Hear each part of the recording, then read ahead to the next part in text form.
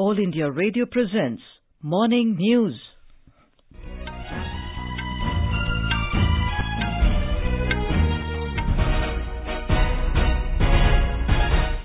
Good morning, I'm Anuja Kumar. The headlines. Prime Minister Narendra Modi to launch development projects in Uttar Pradesh today. International Women's Day being observed today. President Ram Nath Kovind to give Nari Shakti awards. Congress releases first list of candidates for Lok Sabha elections. Sonia Gandhi to contest from Bareli and Rahul Gandhi from Amethi. Over 27 Taliban terrorists killed by the Afghan special forces in northern Kunduz province. And in badminton, Indian shuttlers Saina, Nehwal and Kidambi Srikanth enter singles quarterfinals of All England Championship tournament.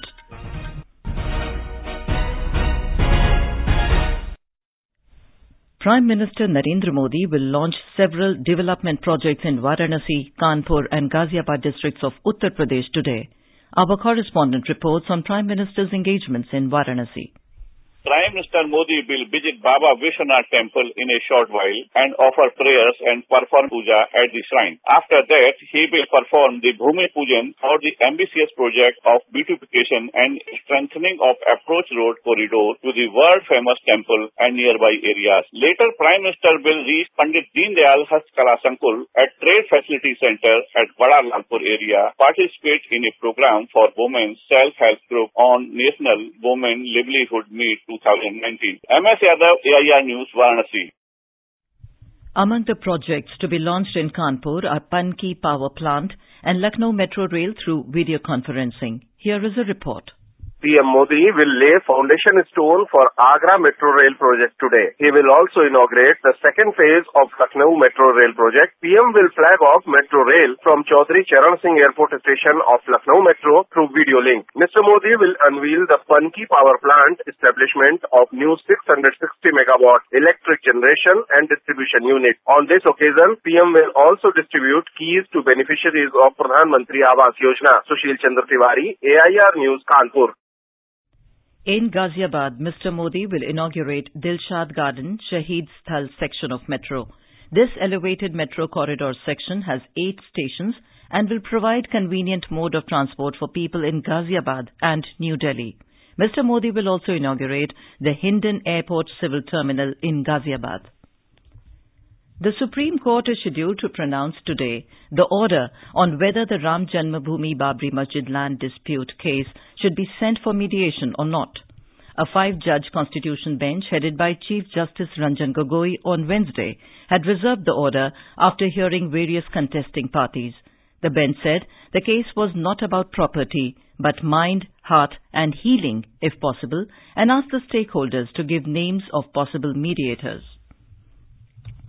The Cabinet approved the Ex-Servicemen Contributory Health Scheme for World War II veterans, emergency commissioned officers, short service commissioned officers and premature retirees. This was disclosed by the Finance Minister Arun Jaitley while briefing the media after the Cabinet meeting yesterday. जो armed forces की ex serviceman contributory health scheme है, इसमें सभी पुराने soldiers आते थे, उसमें कुछ एक्सक्लूडेड कैटेगरीज थी और उन एक्सक्लूडेड कैटेगरीज में आज भी वर्ल्ड वॉर II के वेटरन्स हैं या उनके स्पाउसेस. ये जो ex serviceman contributory health scheme है, इसकी सुविधा अब उनको भी प्राप्त होगी. Over 43,000 individuals not covered so far under ECHS will be able to avail the benefits of cashless medical treatment under ECHS facilities through a network of over 425 ECHS polyclinics, over 2,500 empaneled private hospitals and all government hospitals throughout the country, subject to certain conditions. The Congress has released the first list of 15 candidates in Uttar Pradesh and Gujarat for the upcoming Lok Sabha elections. Party President Rahul Gandhi will contest from his sitting seat, Amethi, and UPA Chairperson Sonia Gandhi from Bareli. The list comprises 11 candidates from UP. Former Union Minister RPN Singh has been given the ticket from Kushinagar, Salman Khurshid from Farrukhabad, and Jitin Prasad from Dharora. Party leader Nirmal Khatri has been fielded from Faizabad, while Anu Tandon from Unnao. For Gujarat, the Congress has released names of 4 candidates. Prashant Patel will be the candidate from Vadodara and Bharat Singh Solanki from Anand Parliamentary Constituency. Union Commerce and Industry Minister Suresh Prabhu today said India's goods export will touch $330 billion in 2018-19, which will be the highest ever. In a statement, Mr. Prabhu said the country's merchandise exports have seen high growth in the past 6 years through sector-specific interventions, focused export promotion initiatives, and quick resolution of issues. For quick news updates, follow us on Twitter at AIR News Alerts. International Women's Day is being observed today. Governments, NGOs and other organizations across the world observe the day on 8th of March every year to highlight the achievements of women. The theme for this year's Women's Day is Think Equal, Build Smart, Innovate for Change.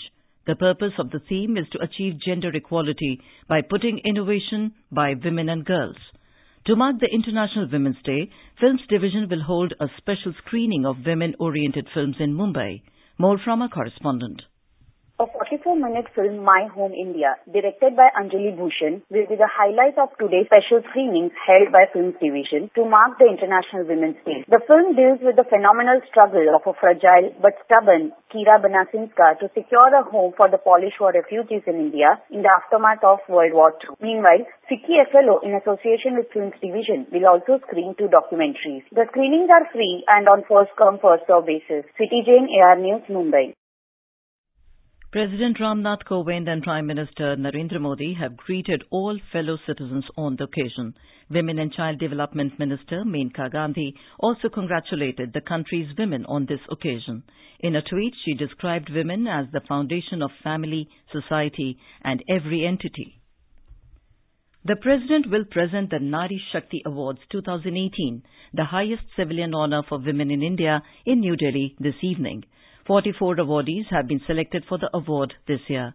Ministry of Women and Child Development confers Nari Shakti Puraskar to women and institutions in recognition of their relentless service towards the cause of women empowerment and social welfare.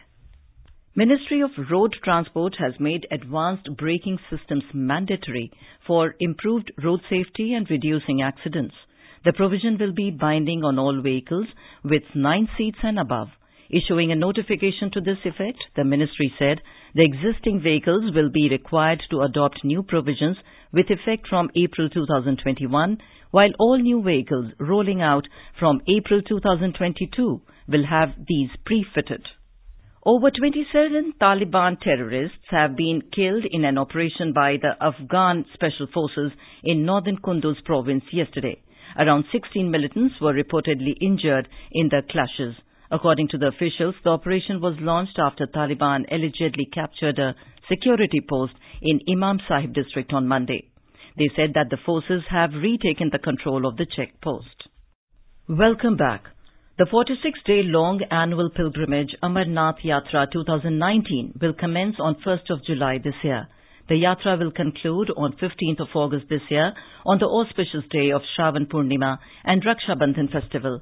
The decision to this effect was taken today at the 36th board meeting of Sri Amarnath Shrine Board. In All England Championship Badminton Tournament, top Indian shuttlers Saina, Nehwal and Kidambi Srikanth have entered the singles quarterfinals. In women's category, 8th-seeded Saina defeated Denmark's Line Højmark. She will take on 2-time champion Tai Tzu Ying of Taipei, an opponent who defeated her in last 12 outings. In men's singles, 7th-seeded Srikanth beat Indonesia's Jonathan Christie in an exciting 3-game contest. In cricket, the third ODI between India and Australia will be played in Ranchi today. The match starts at 1:30 p.m. The hosts, having taken the 2-0 lead in the 5-match series, will be aiming for another complete performance and extend the lead. And now, for an overview of today's newspapers, it's over to Sarabjit Kaur. Thank you, Anuja. Almost all newspapers have front-paged the story of grenade attack at Jammu bus stand, killing a teenager and injuring many. Teen dies, 32 injured in Jammu grenade attack, writes Times of India. The Asian Age reports his man held for grenade hit. Cabinet clears ordinance on teachers' reservation, writes the Hindustan Times on the Union Cabinet's rolling back the faculty hiring system for universities and colleges. The report adds, after protests, SC, ST, OBC quotas to be varsity-wise and not department-wise. Another headline in the Hindustan Times says, driving licenses, registration certificates to be uniform nationwide. Unauthorized colonies in capital may get ownership transfer rights, says the Hindustan Times, granting ownership to nearly 30% of Delhi's population.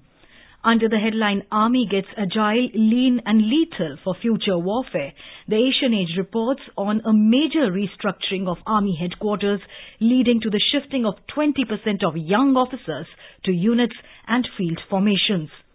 India and Russia inking a deal worth $3 billion for a nuclear-powered submarine has been covered in the Pioneer. H-1B extension rejection rob Indian IT firms of visa power, reports the Economic Times, with Infosys and TCS among the most affected Indian firms. And finally, on International Women's Day, the Financial Express in a positive headline says, more women's equality means 31% GDP rise by 2025. With that, it's back to you, Anuja. Thank you, Sarabjit. And now, before we end the bulletin, the headlines once again. Prime Minister Narendra Modi to launch development projects in Uttar Pradesh today. International Women's Day being observed today. President Ram Nath Kovind to give Nari Shakti awards. Congress releases first list of candidates for Lok Sabha elections. Sonia Gandhi to contest from Bareli and Rahul Gandhi from Amethi. Over 27 Taliban terrorists killed by the Afghan special forces in northern Kunduz province. And in badminton, Indian shuttlers Saina, Nehwal and Kidambi Srikanth enter singles quarterfinals of All England Championship tournament. And with that, we end the morning news. Have a nice day.